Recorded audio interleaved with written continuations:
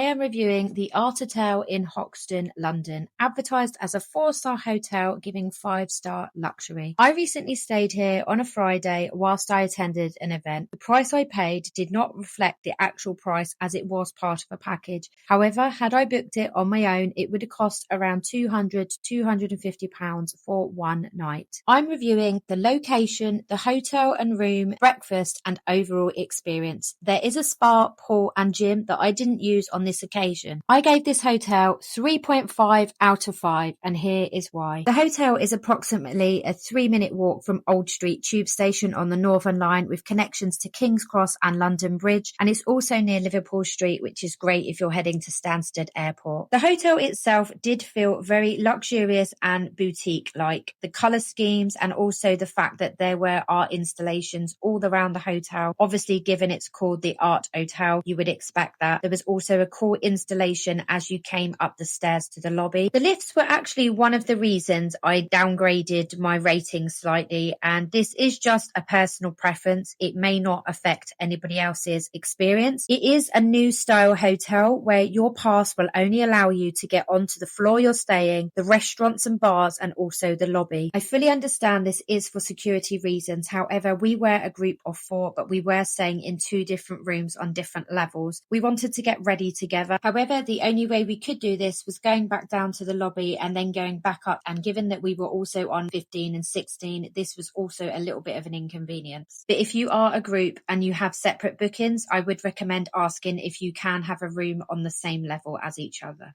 The actual room itself was lovely. It felt luxury and exactly what you wanted from a 4-star hotel. We did have a double bed because this is what was available at check-in with 2 girls that have been friends for a very long time, so we didn't mind sharing. But obviously there is twin options if this is more appropriate for yourself. Just make sure you do select this when you are reserving your room. The room itself was very big and spacious, and we didn't feel like we were on top of each other at all. There was plenty of places for luggage. There was this massive TV unit that was on the feature wall. Also, you've got obviously your mini fridge, your amenities such as your kettle and coffee machine.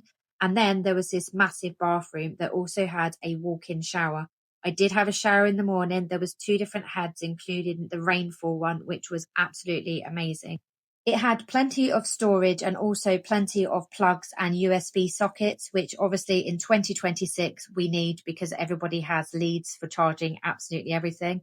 There was a massive mirror, which I loved because sometimes when you go in a hotel, there just isn't enough mirrors. And I mean, when you're a lady and you need to put your makeup on, you obviously need a mirror. One of the stars of the show for me was this view. You had ceiling to floor windows that looked out over East London and Canary Wharf in particular.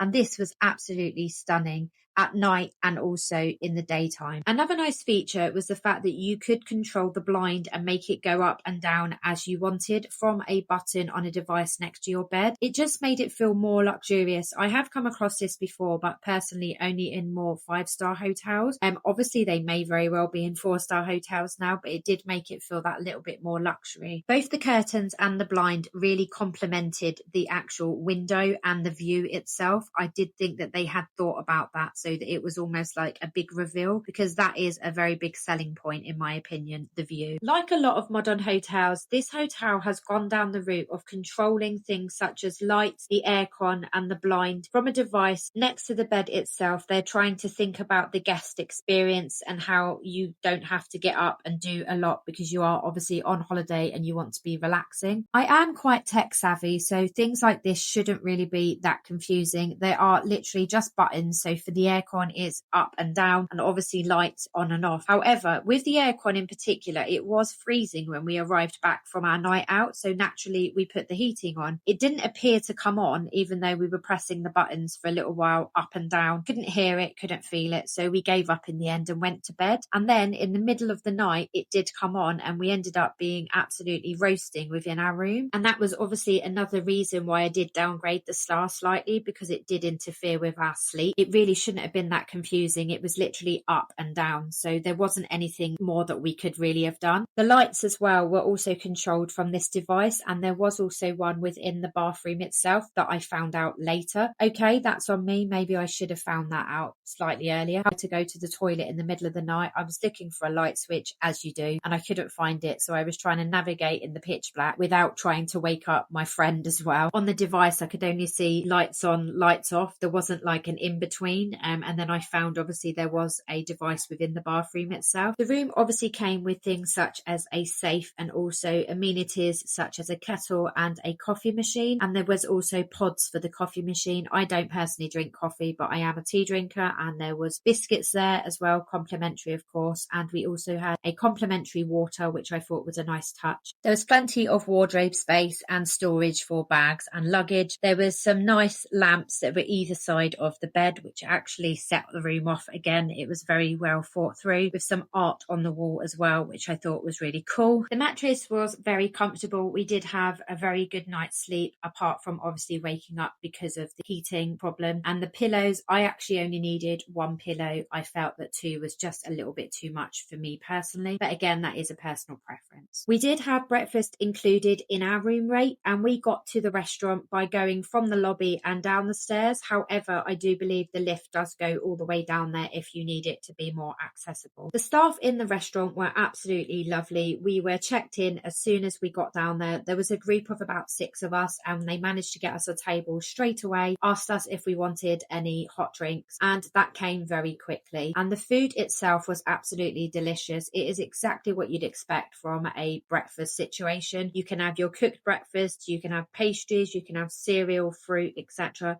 Everything that you would want is there. I had a full English and it was absolutely delicious. The last reason I ended up downgrading the stars slightly was because the floors that the rooms were on were really hot. I believe that this is just because there is no natural air coming in because there's no windows. It's just purely because of the design of the building. I did kind of feel a little bit claustrophobic on the levels when you're waiting for the actual lift. Overall, we did have a very positive experience at this hotel. I would definitely recommend it, and I would love to come back again and maybe try the spa and also the swimming pool. Had we not had the problems with our room and the heating and the light situation, trying to find that in the middle of the night, I probably would have rated this 4 out of 5 with the experience that we had. Obviously, the lifts, again, if I was on my own or with just my friend, that wouldn't have been a problem, wouldn't have mattered. But because we were a group, it did interfere with our experience slightly. But I would definitely recommend this. The location on its own is just great for anyone visiting London.